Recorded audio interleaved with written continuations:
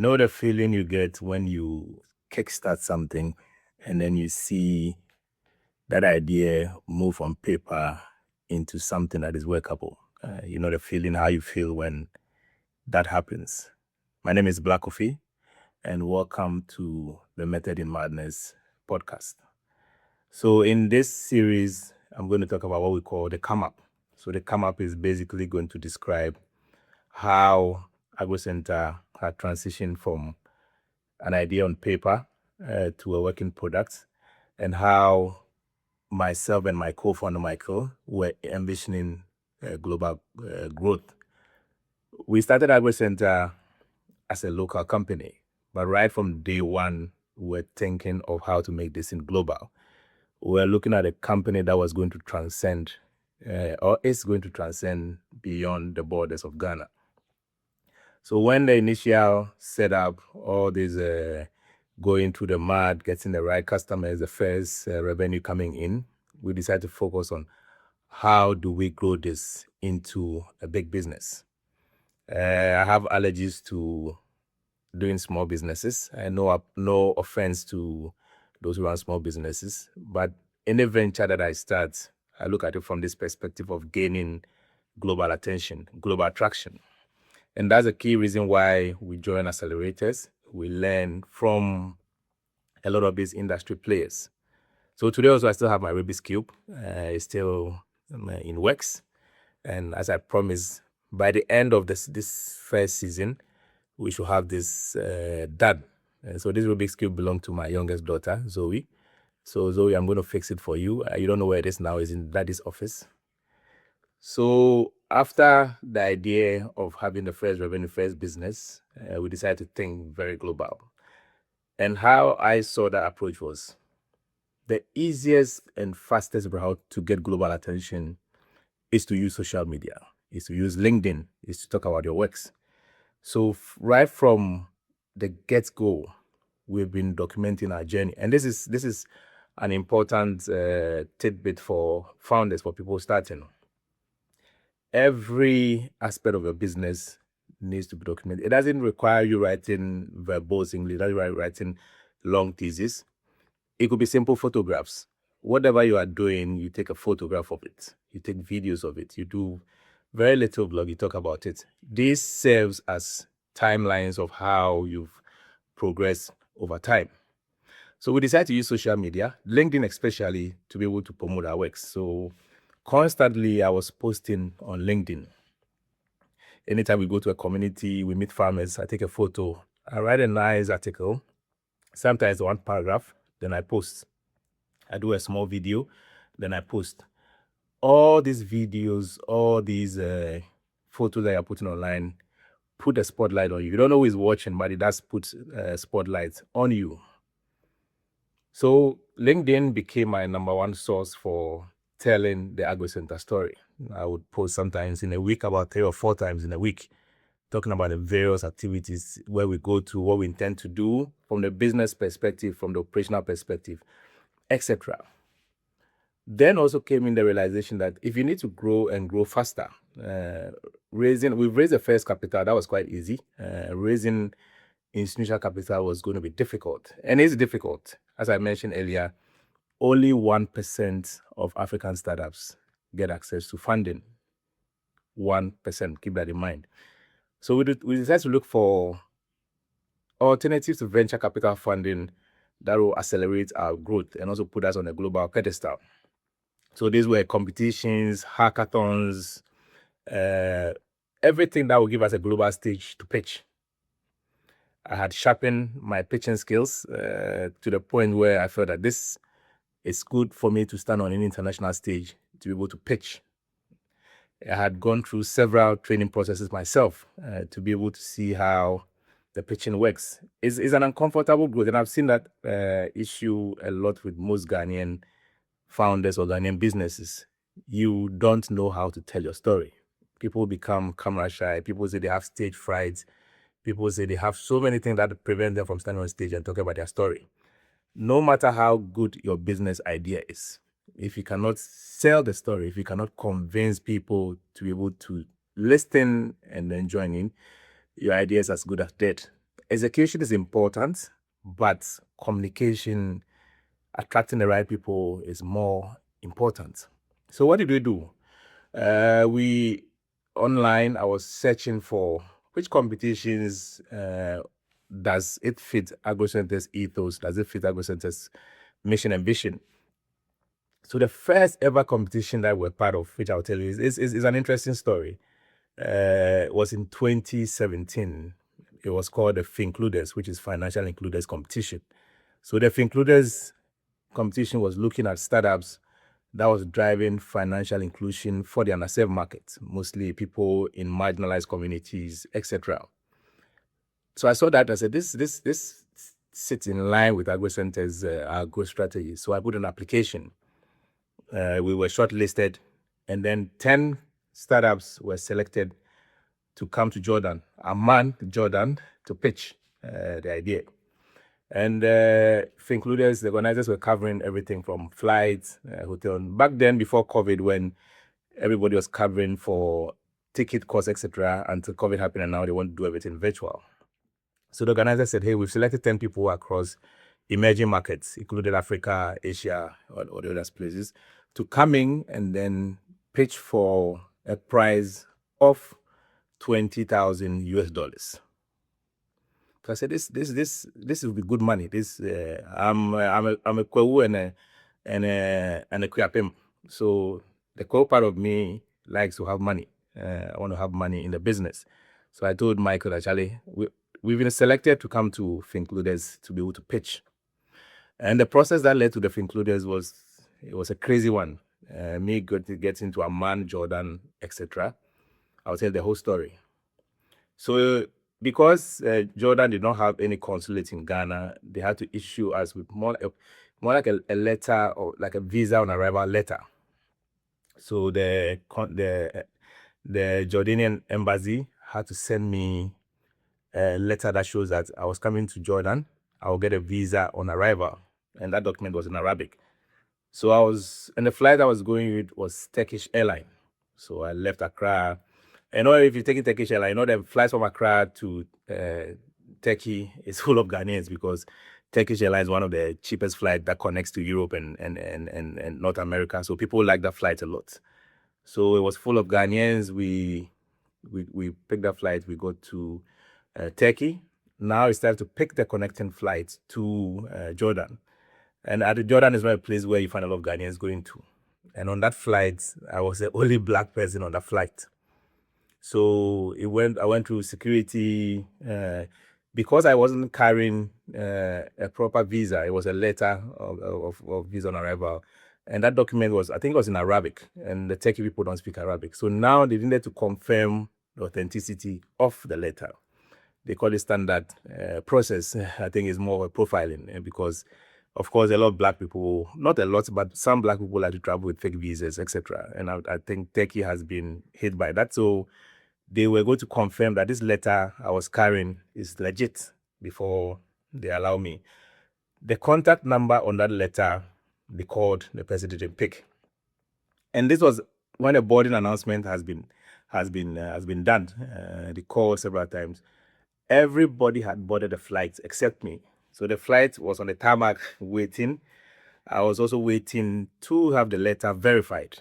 So it took about 30 minutes, 45 minutes. I think then they finally reached the contact number on the letter, and they verified that yes, they issued that to me. So I was the last person to board the flight after waiting for 45 minutes. The flight was a bit delayed because of these. We flew into Amman, Jordan. Then I think I landed in Amman, Jordan around 12 a.m. local time. And already I had lost significant travel time, because when we were supposed to be, it was a 2-day notice for us to be in Jordan before the program started. So I had lost almost a day through some of these transits, etc. So I get to Amman, Jordan at 12 a.m. local time. Now the secondary verification also has to happen. They have to also call to see if this letter was legit. There were a lot of back and forth. I finally left the airport around 2:30, I think 2 a.m.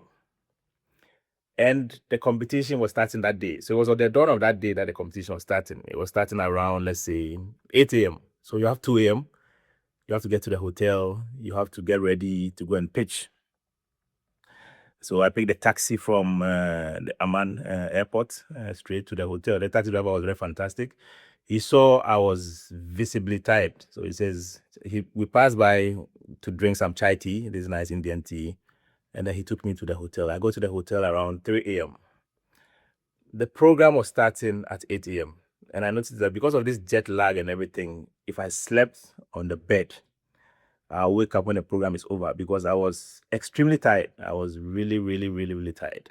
So what did I do? I had a shower. I wore the dress that I was going to use to pitch. So it was the AgroCenta t-shirt. You get to see in the photo, AgroCenta t-shirt, everything. I didn't sleep on the bed. I sat in the couch and slept. And I think on my phone, I set about 3 or 4 alarms. I set every 5 minutes interval, there was an alarm. Luckily for me, I'm a light sleeper. The least thing I'm awake. So when the first alarm went, I was awake. I set the alarm for around 6 a.m. So I just had about 2 hours of sleep because I had to catch breakfast and then get ready for the pitching competition. All the other team members had arrived a day before. So they were relaxed, they were fresh, they were everything. Man, my eyes were burning. My eyes were literally coming out of my scalp because I had not had sleep, jet lag, time difference, everything. But I think I was still more than prepared to be part of this competition. So what happened? We went to where the competition was taking place. And before the program started, there were coffee breaks. So there were a lot of caffeine and nicotine. Yes, nicotine, of course. I smoke cigarettes. I used to, but I've stopped. A lot of nicotine and caffeine to keep me awake. So to make sure that my mind was very sharp. And then I think 10 minutes before the competition started, I went to the washroom to do a practice in front of the mirror. And for most founders, that is a very key thing because most people don't like to hear themselves speak after you've recorded yourself. Even me, I don't do. Even after I record this video, I don't want to listen to it. So I hand it over to the production team to do their own edits. You stand in front of a mirror and then you pitch to the mirror. You listen to yourself speak. You listen to the tempo. You listen to, are you communicating clearly? You look at your body language.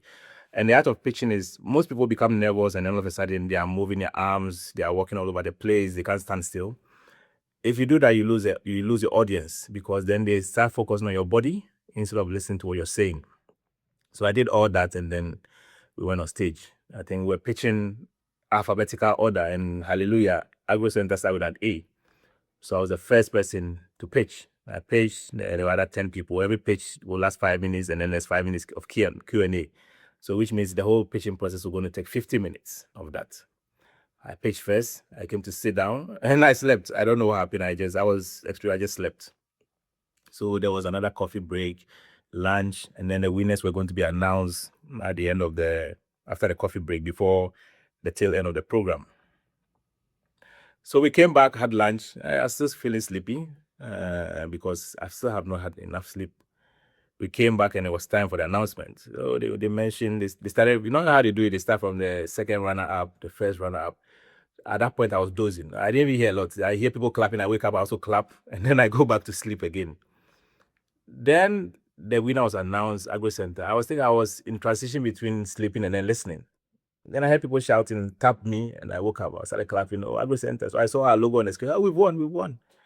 I walked up to the stage, picked up the award, picked up the dummy check for $20,000. And it was an exciting feeling because looking at all the hazards I've gone in through to get to Jordan and to be able to win this, the 20,000 was an exciting feeling. I think all of a sudden, the sleep just disappeared from my eyes. It was an exciting moment. After that, there was cocktail and networking. We drank wine. Then, because I was supposed to spend 3 days in Jordan, I'd already spent 2 days on the road. So that night, at the dawn of that evening, I was supposed to exit and then come back to Ghana. And still, I didn't want to sleep because if I slept, I'll miss my flight entirely. The flight was at 3 a.m. So I had to leave the hotel around, I think around 12 a.m. or 1 a.m. because it was quite a journey between the hotel and then the airport. So I went in, I told the front desk that my flight is at 3 a.m. and they have arranged transportation for us. So please make sure that you call me at this time to wake me up. So the moment I got into my room around 7, I had a few sleep. I slept. And then around 12, 11, 12, the telephone in the hotel room was ringing. Sorry. I woke up and then I showered, picked my taxi, go back to the airport, transited through Jordan back to Accra. So look at the very little time frame that I had to do all these things, and then being able to psychologically prepare myself for this competition. After the first competition, it was like a tiger or a lion who has tasted blood. And if you watch National Geographic work, you get to see that once an animal tastes the first blood, they want more. From these piranhas, these flesh-eating fishes to everything. Now I was on this trajectory where I wanted more. We applied for the second competition, which was more like a pitch agri-hack. It was a local competition, an African competition where they look at agricultural startups. I went to Kenya, won 10,000. There was a TechCrunch Battlefield Africa. If you are a tech person and you hear of tech, TechCrunch is like the holy grail for everything tech. They were the number one source for reporting everything tech back then. It was a US company. And they had this competition they called Battlefield. So Battlefield was kind of I thought I've done a lot of pitching, but Battlefield Africa was the toughest because of the style and approach. You had about 3 or 4 minutes to tell a story. Sorry. So theirs was mainly storytelling. And we are going to use like a single slide or 2 slides to tell your story. So Battlefield Africa, they flew us to Kenya. And it was category based. It was about 3 categories before they selected the winners. Go to Kenya. We spent about 3 days. And we were fine-tuning our pitch. The team from TechCrunch will work with you from 8 a.m. to 5 p.m. to make sure that you are telling a complete story. You are telling a story that is hooking. So on the day, it was also 10 startups were pitching. I got on stage to pitch, and then there was a technical error. The projector screen went blank. I couldn't see anything. But because I had practiced so much, I had everything offhead. And that was I think for me that was my best pitch, aside the one at Techstars, TechCrunch. I delivered under 3 minutes in a slow, methodical way. After the program, I think a woman approached me that this is the best pitch she's ever heard because of how I delivered it. I was telling a story. So I wasn't just going through using professional jargons, etc. If you want to capture your audience attention, you tell a story. And stories as a way to resonate with people. So that also came. We didn't win the global award, but we won the category we're in. And this one, because we didn't win the global award, we didn't get a prize money. Then there was also some on Seedstars. So Seedstars was the epitome of how became blew AgroCenta to the global proportion. So Seedstars has this competition where startup from emerging markets apply, and I think there were almost about 40 countries across the world apply. And then first you do the country level one. So when Seedstars came to Ghana, Mike went to pitch. We won the Accra Seedstars. So this is a 3-stage approach. You start from the country level, you go to the Africa level, then you go to the global level. So the Africa level is a constellation of all the African startups who have qualified from their countries to come to the Africa level. We went to Mozambique, beautiful country. I'll tell you the story of Mozambique. We went in, Seedstars Africa. There was about 20 startups from Africa. It was shortlisted to 10. AgroCenta was part of it. And it was a combination of pitch and party. I call it PMP. The Seedstar guys knew how to party. And there was a way to find out how the founders would be able to gel. So after the intense day work, we would party all night. I remember on the last day, we went to a club in Mozambique, in the capital.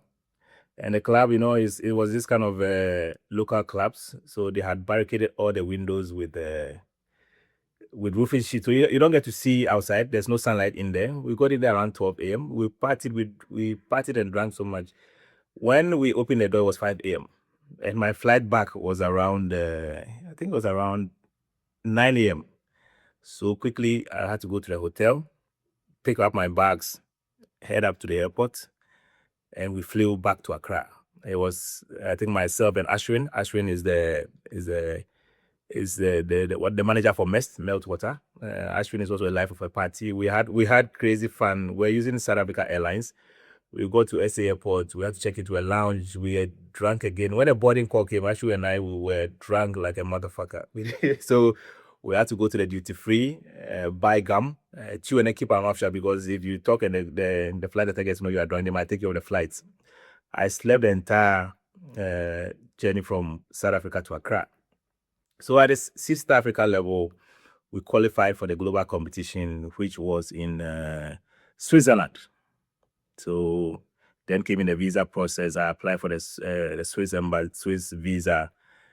Swiss embassy had to call me to verify. Then they gave me a very strict visa. It was just a 3-day. The program was 3 days, so I got a 3-day visa. If Mike and I flew into Switzerland, and the global competition was a scary one, because this you've gone beyond the African one on the global perspective.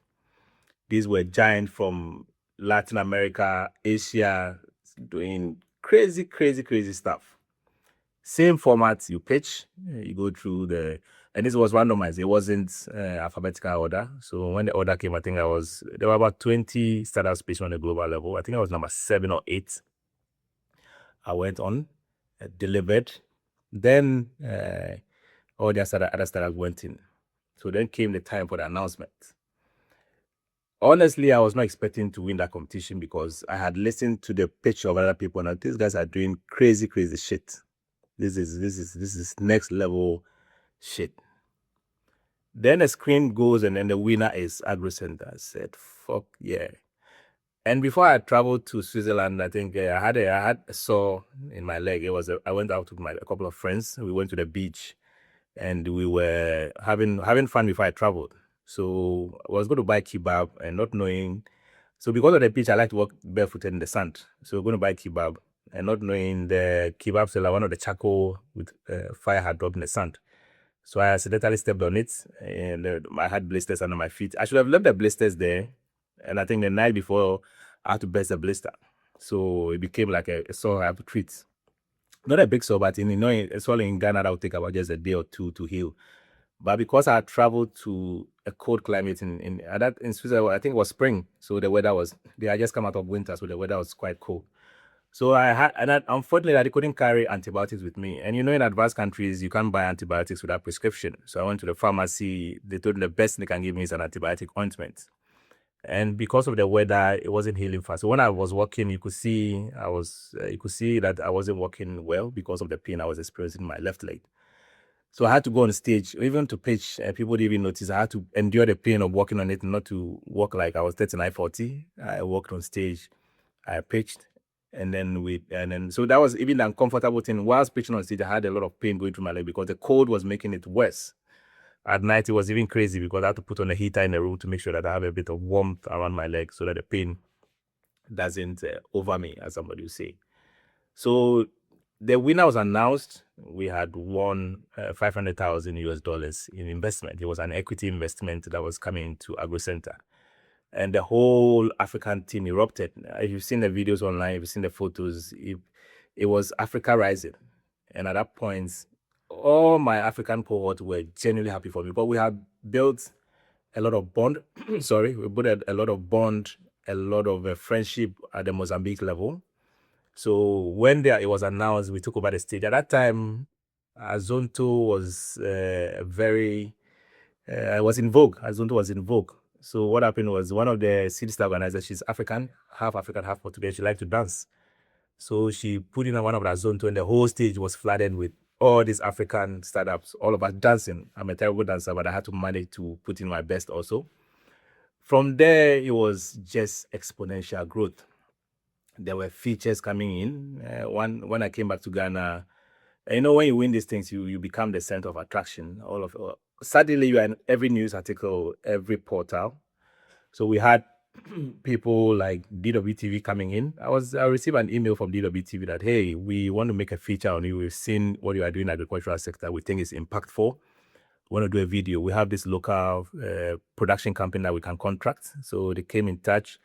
We went up north with this local production company. They did an excellent production of our works, and that was aired on DWTV. Imagine a whole German DWTV having your business being featured. We had a lot of even local interviews. And for that, I think the highlight for me was a friend was traveling on Brussels Airline and then sent me a photo of the in-flight magazine. And this photo was AgroCenta being featured in the in-flight magazine for Brussels Airline. A whole Brussels Airline. We had a whole page. You get to see that. That featured AgroCenta. That for me was a highlight of the kind of success. So from coming back from Dubai, being broke, and going through a lot of mental stress, agony, building this to the pinnacle of winning 500,000 US dollars at the global level, being featured in Brussels Airline in-flight magazine, for me was very humbling.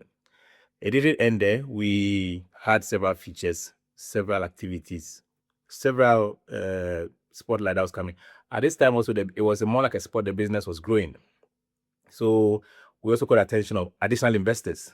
We had investors like Isabiotic Trust, who came in from Germany. Fiona and the team, fantastic people. They came to Ghana, did a due diligence on us. We traveled to the north. And they love fufu. We stopped in Kumasi to eat fufu before we continued up north. They invested about 100,000 US dollars in AgroCenta.